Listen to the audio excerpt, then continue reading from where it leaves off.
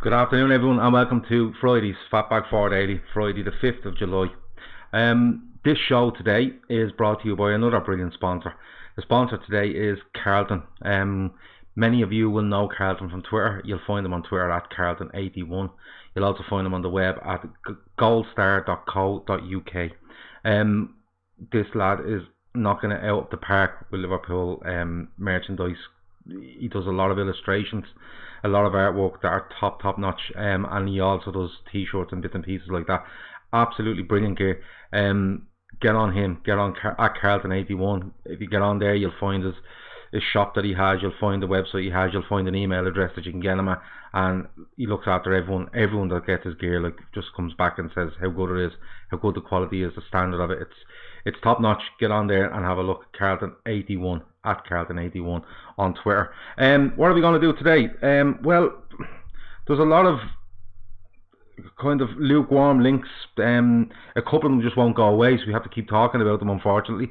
Let's start with Danny Cabellos from Real Madrid. Again, linked this morning. I think I read it on the Echo website. Linked again this morning. Liverpool are looking at this around 45 million euros. He's being described by some as the next Xavi Alonso. That's some kind of introduction to give him, but it's still there. I've read in the last hour or two that Spurs may be looking at this as a loan deal. I don't know how true that is. I just seen one or two tweets come up with regards to Spurs and a possible loan deal. One of the Him Franks says Cabellos for 30 million is a no-brainer. Best player in the last 221 euros. Listen, I'm not going to pretend to see a hell of a lot of them, but I will say it still comes across as a strange one for me, considering the midfield we have. But then again, we're linked with Bruno Fernandes. There's one lad in there, Mick, saying Fernandes, and I love heart. We're still linked with that guy, and you know, if we're linked with him and that makes any sense, well then this Cabellos lad might make sense as well. There's another one there. Demo says Cabellos will thrive under Klopp. Listen, let's get one thing clear, and you have to take this from across the board with all players.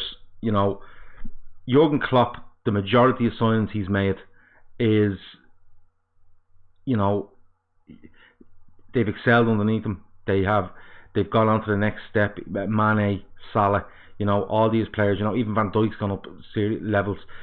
Klopp has a great eye for a player, so that's why I'm not really panicking over things at the moment. He picks and chooses his times. He waited on Van Dijk. Coutinho probably knocked him a bit, but he still went and he got who he needed. Players thrive underneath him. I've no doubt about that. If the player has the ability and the quality, and also the possibility of going up another level to him, pushing his career on, Klopp is one of the main men there that can do that for him. But that link just won't go away. Liverpool Chris says he's apparently going to Spurs, which involves Eriksen going to Madrid. You know, maybe so. I think Eriksen kind of has his heart set on Madrid. Let's see if that happens. It could be. Listen, Spurs could be very cute in this and say, you know, we'll take him on loan as part of this deal, because Eriksen's kind of moving towards wanting to move, and I think Madrid is. Mick says it's a handshake, not a love heart. Sorry, Mick, I looked at the screen wrong. Sorry, it's a handshake, and you have another emoji there, but I'm not going to pretend to know what it is, but we're not going to get into that game. Look, it's just one that won't go away. I read it a couple of times today, and like I said, this Spurs thing in the last hour or two when I looked online seemed to come up. Spurs have made moves. And Dembele, they've signed the young lad off Leeds. His name has escaped me, and they could be looking at this Cabellos fella. They need players, Spurs. You know, especially if Eriksen goes, they need players. They need players anyway. You know, so let's see how it goes with that. The next one is I'm going to touch on Dejan Lovren. I think it's his birthday today. I think I read somewhere there. Yeah, it might be in the official Liverpool Twitter account, wishing him a happy birthday. Again, being linked with a move. AC Milan, 17.5 million is the latest figure on that. It keeps going down, doesn't it? It was 20 million a couple of days ago. Now it's 17.5. Milan, you know, Milan and Italian clubs in general are quite frugal with their money. Even Juventus picking up like free transfers like Emre Can. They've done Jack Wilshere, not Jack Wilshere, the other fucking Welsh fella. And they've done Rabiot. So, you know, the Italian sides can be quite frugal with their money. A lot of kind of loans with possibilities to buy. I think Lukaku at Real Madrid, or not Real Madrid, Inter Milan has been linked, and that was like a loan deal with a possibility to buy and stuff like that. They do that a lot. I remember an Italian side hitting us for Aquilani season after season. What we got here, hitting Frank, Fekir, Ziyech, James Rodriguez and Cabellos are the value in this market, all under 40 million. Really? Ziyech under 40 million, Fekir, yeah. James Rodriguez, I'm not too sure of. I haven't seen him linked or anyone, but we'll see how it goes. Damo says Lovren is one of the best 4 choices around. Why sell him to create our own problems? Yeah, you see, that's what the weird thing is for me, Damo. You know, it's all very well saying, oh yeah, we get 20 million for him, and that's fair enough. Like, if you want 20 million and we feel that's his value, which I think we don't, I think it might be a bit more, but if you sell him, then you're down to 3 kind of first team centre halves. Like, you know, you can't count this young lad that's come in, Van den Berg. I don't think you can. But look, it's another hole you're looking to fill in a summer where we probably are looking just to refine the squad rather than make wholesale changes. I think it's a bit of a strange one, unless Liverpool have something up their sleeve. Chris says Fernandes and Fekir will do nicely for squad depth. Yeah, they absolutely would. Fekir, I said it all the time, Fekir is my number 1 choice for this summer in that position. I think he covers more positions than any of them mentioned. I think he's as good as any of them mentioned, and for that sort of money, I think it's a no-brainer. Paul Tabley says we may be looking to sell Lovren, but if the right offer comes in, we may not be looking to sell Lovren, but if the right offer comes in, he'll be gone. Maybe so, but it still leaves a centre half for us to go and sort out, because Gomez, brilliant prospect, but has had injuries. Matip, as we've gone over this ad nauseum at this stage, Matip, brilliant last season, but before that was known to break down from time to time. And although as exceptional as Van Dijk is, listen, he can get an injury or suspension or anything like that at any time, so you always need a cover. I don't think you do anything on Lovren until you actually have somebody else in the door. That's just my opinion, and it probably makes sense. If you sell Lovren at 20 and you're looking at someone else for 20, that price becomes 30 because, you know, you're looking and you need it. So yeah, the Lovren one, let's sit on it and see what happens. Now the next one is Ousmane Dembele. Again, another one that won't go away.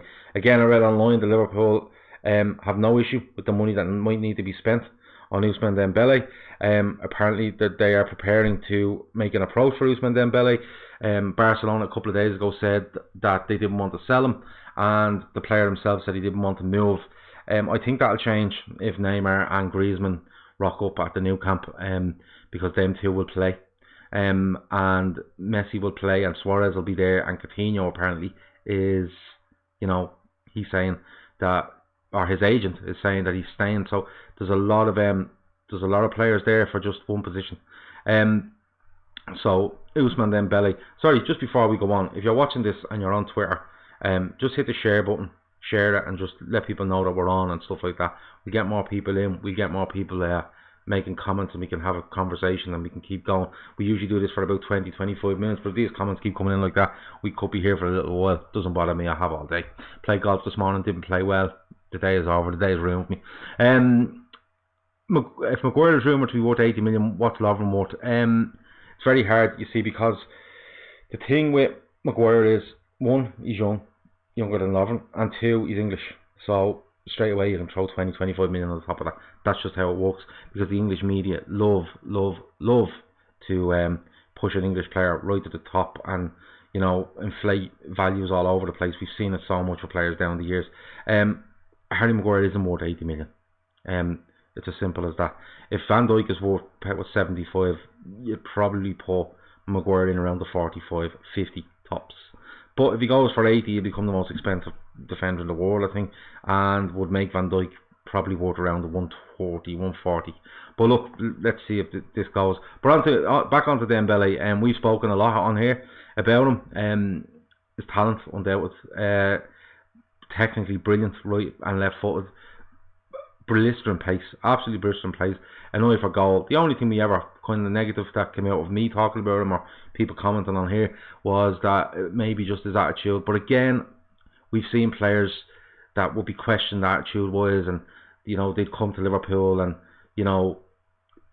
Klopp just does wonders. He genuinely does wonders with players, because I think, in my own head, Klopp sits down with a player and says, I want you at Liverpool, this is what we expect, this is what we'll pay you, this is what will happen, this is the game time, this is where we see you playing.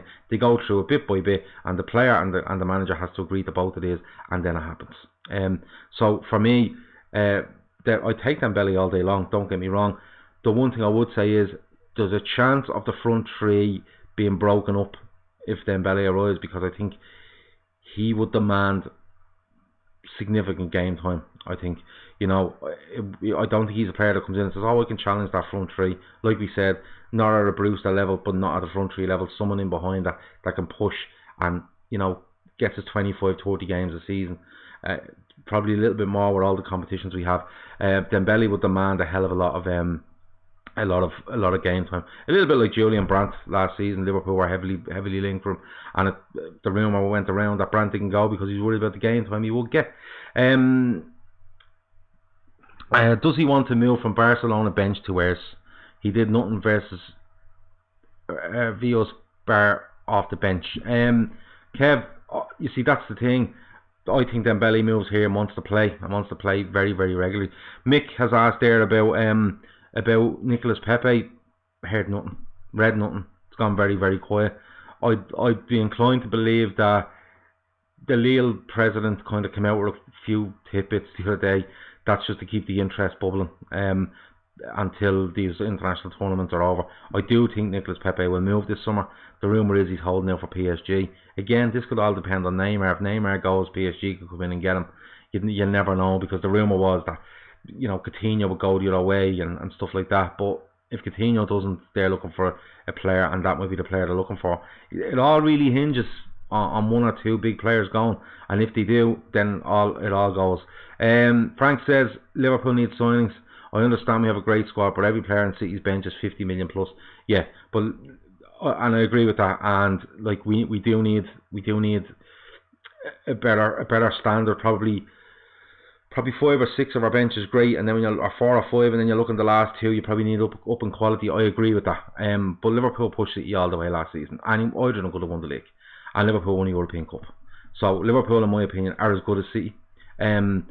City probably have a little bit more security in that they can use a squad earlier in the season than we would, whereas we try to keep pushing and use a squad only when needed at times, whereas City can just drop anyone out of the team and put someone in. That's the depth they have. But I think as a football side, Liverpool are as good. Liverpool are the best team in Europe, and it's not just because they've the 6th European Cup. They are, in my opinion, they're the best team in Europe. But look, it's one of those where, and I've always said it, if you can make this squad stronger, regardless how you do it, and you worry about the implications afterwards. But Klopp's not going to sign somebody to go into that dressing room and cause more between the front three or disrupt how midfield plays. He picks and he chooses, and that's why I know it's only the 5th of July, but people are panicking. I wouldn't panic just yet. If he has things in place, I think FSG will back him regardless. Will Lallana be really like a new signing, says Mick? I think it's fairly well known what I think on Lallana. I think he's been a good servant to Liverpool. I think he was integral when Klopp arrived. He struggles to get on the pitch, and then when he gets on the pitch, he's not bad. Don't get me wrong, he's not bad. But you need somebody that's going to be available for 30 league games a season at least, and he's simply not. I would cash in on Lallana. I think the likes of a Newcastle or a Southampton or a Bournemouth or someone like that, even a Leicester could come in and look for Lallana. I would cash in on Lallana for the, like, even when I'm listing these players that are in midfield and stuff like that, I nearly forget him. I really do, and I forget him in midfield, and I forget him when I'm mentioning the forwards, because he's simply not a forward. Paul Tabley says the thing with Dembele is he's good enough to push our front three for a place. At the moment, we haven't got that. Yeah, I'm all for that, Paul. Yeah, put straight in. The front three is amazing. I love them. There's very few players in the world I'd change them with. But if you had a fourth there, pushing them, and not even if Dembele wasn't making the team every week, he'd be Mane, Salah, Firmino would know I have to be right on this, or this lad will be in. And then Dembele has the impact to come in and score here and score there and make assists, and you know, he could basically say this is my spot on the team now. So everyone pushes everyone on, really is, you know. Kevin Sullivan says Milan will run his deal down. That's his right, 7 choice. Can't see him waiting for a move, wanting for a move. He may run his deal down, but if Liverpool get a good offer and lower the asking price, so the team making a bid can up his wages for a 2 or 3 year deal, I think it's still one that can happen. Lallana, Chris says Lallana to Southampton with Bertrand the other way. I do it all day, absolutely all day long. I think you're getting a player in return that will be happy with his squad status that he will get at Liverpool. He's dependable. Linked to City a couple of seasons ago, 2 seasons ago, linked to a 40 or 50 million pound move to City. It just didn't happen. Yeah, I take Bertrand all day. What else have we got? Oh yeah, now we're about 17 minutes or so in, so we've about 10 minutes or so left. But look, just keep throwing in the comments there. We keep discussing them as we go. As I said, hit the share button and share this across Twitter and stuff like that, and more people will watch and more people will comment, and we get more comments and we get more things to talk about. Because as I said, it is quite light on the transfer front. It's just tentative links most of the time, and someone's just to fill someone's just to fill time and fill papers. The squad is back on Saturday. Saturday. A couple of names popped out of me when I had a look and tried to see who was in this. I think there was 17 or 18 players listed. The first one is Klein. Nathaniel Klein was the first one that I seen. He was on the list. Yes, Nathaniel Klein was on the list. What do we make of Nathaniel Klein? I personally don't think he has a future at Liverpool. The fact that he got back to fitness and played against United, I think in December, played very well. There's another one there, Paul Table. Lallana to Fulham. Give us 6 million and Sessegnon would suit me. I don't see us getting 6 million and Sessegnon for Lallana, I'm being honest with you. It might be the other way around. And a bit more than that, I'd say. Sessegnon would still be in the 30 million bracket. I'd say Lallana would be probably in the 15 to 20 tops. That'd be my opinion on it. But yeah, Nathaniel Klein. Chris reckons he'll eventually go to Bournemouth. At Bournemouth for on loan last season.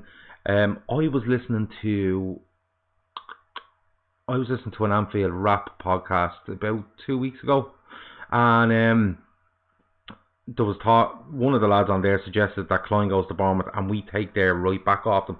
Now his name has gone out of my head as well because I'm awful with names. Awful. One of you probably do know who he is. His name has gone completely out of my head. He's a really, really tidy right back. But I think he can play both sides. I didn't think that was a bad shout myself, because you get cover for Trent. Again, a player coming from a lower team in the league that again would be quite happy with the status he would have, but decent cover. I'll try to remember this guy's name now in a minute. He's gone completely on my head. But Klein for me will go. Kev says he thinks Klein back to Palace. Maybe so, with Wan-Bissaka gone, but we'll have to see. Klein is on decent money at Liverpool. I think he may be in around the 80 grand a week mark. I don't know whether Palace will be willing to pay him that, but listen, let's see. I'm just wanted to see what people think. Listen, you can just shout in or out or any days if you think. I think most of them will start on the tour, because, as we said before, it's not Charlie Daniels. He's a right back, and I think they have a midfielder that has the same. Smith, I think, is his name. I think Smith. It might be Smith. Adam Smith. I think it's Smith. But anyway, he's a really. I've watched him a few times for Bournemouth. And Mr. Bolognese says anything in the Cabellos links. We don't know. There's a talk of him being an approach from, and this lad's obviously just missed the start of the show. But with Cabellos, just to give you an update, there's talk of him us making an approach in around 45 million euros, but also Spurs looking for him on loan as part of the deal for Christian Eriksen. Just with Klein, I think that, you know, I think he'll go. I don't think he's good enough cover for Trent. I don't think he does what Trent does. You know, he very, very solid defensively, but attacking wise, I think that no, he's just not there for me. You may see him in games. I think we play away to Tranmere and we're away to Bradford. I think before we go away to America. You may see him in that simply because players have been away at the international tournaments. But as I said, that was one that flew out at me. The other one was Ryan Kent. Ryan Kent spent the season at Rangers last season. I think he may have won Young Player of the Year up there. And I think he may have been Rangers Player of the Year. Done really well, scored a couple of goals, got himself in a bit of trouble. I don't mind seeing that. I think he punched a Celtic player, and it might have been Scott Brown in the head or something like that. Chris, sorry, just to cut off because that's an interesting question. Is the day tripper Source and Fernandez still confident that he comes to Liverpool? Listen, now that tweet was sent out. We don't usually do that stuff. Genuinely, we never do that stuff. We never get involved in that stuff. But a person we know who was really, really,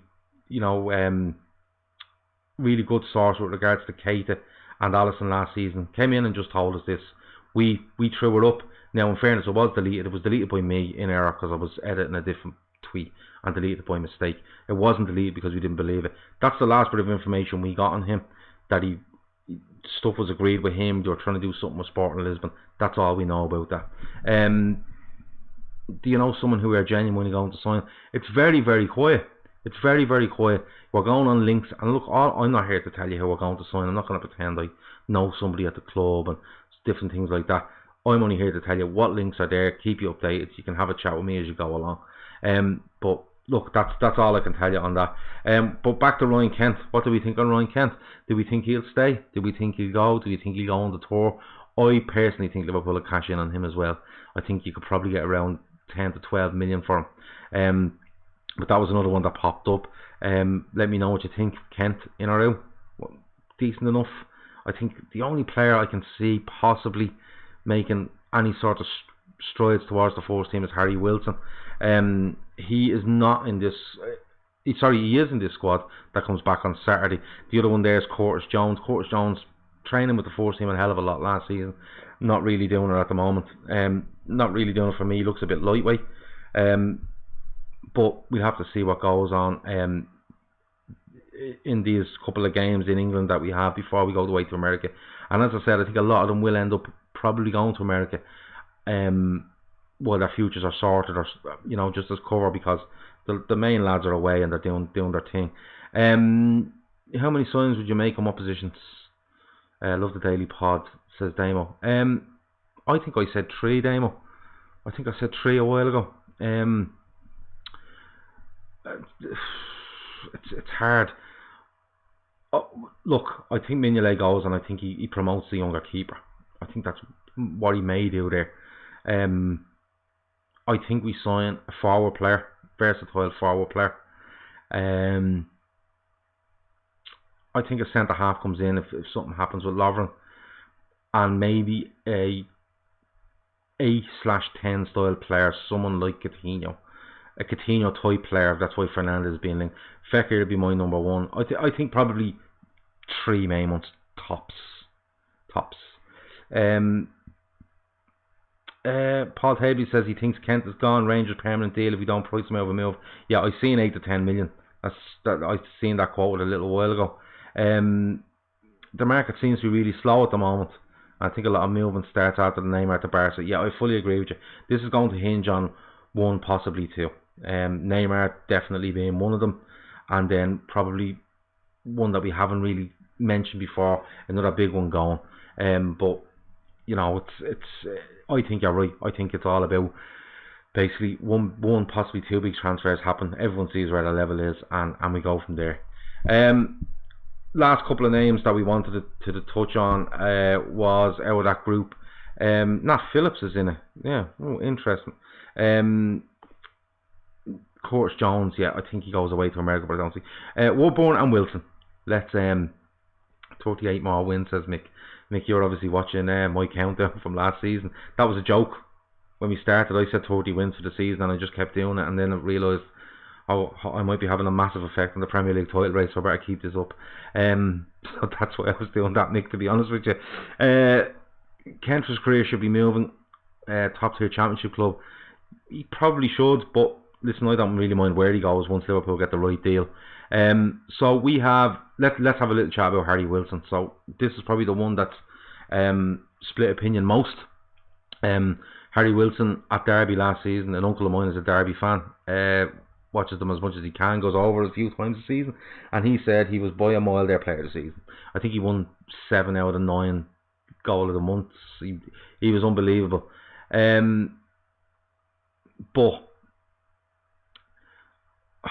I'm a bit torn on Wilson. I'd love to see him play every game in pre-season, every single game, and put him in there. And you know something, as much as you can, get him in when he's in America and the main lads come back. Get him in and play him where he played for Derby. You know, off the right or off the left. He was playing some in midfield.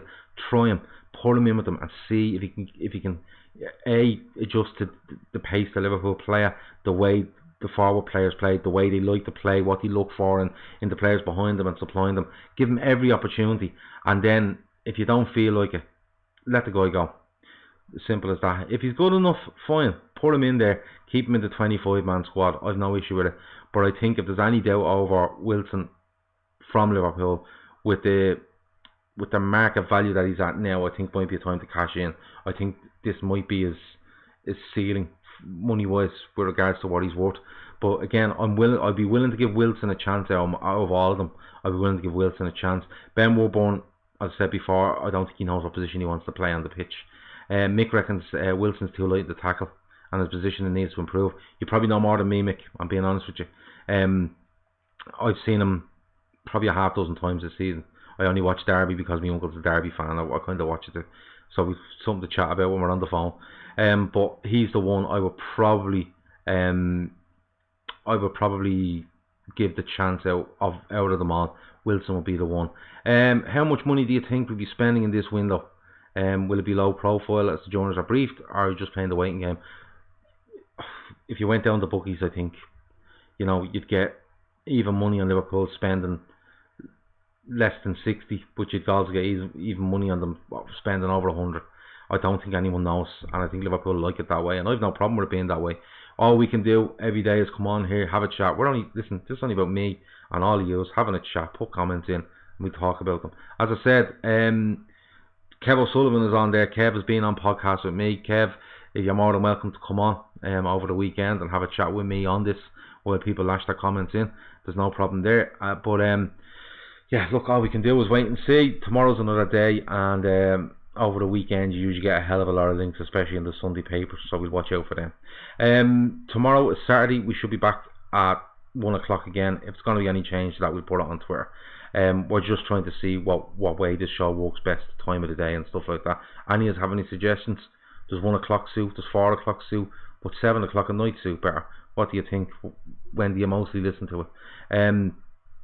Let us know. Listen, we're always there on LFC Day Trippers, and you can message us about anything or tweet us about anything, and we take it all on board. We really do. The club will be back on Monday. Who's on there? Shawnee Lawson's back, I know that. Ray Dickinson, Andy Young and Garbreen are on Monday night. So they'll be with you on Monday. But I'll be back with you tomorrow, Saturday the 6th of July. I'm still haven't made a mistake on that, which is amazing. I'm back tomorrow. Might get see if Kev can come on, or we get another guest on, and we'll have a chat between the two of us while the comments come in. That's been your Fatback 4 Daily. Thanks a million for listening. Thanks a million for all your comments. They've been a great help to me today. As I said before, the show was brought to you today by Carlton, at Carlton81 on Twitter, goldstar.co.uk on the web. And as I said, if you go into his Twitter, you'll find all the links. You'll find all the links for what you need for him.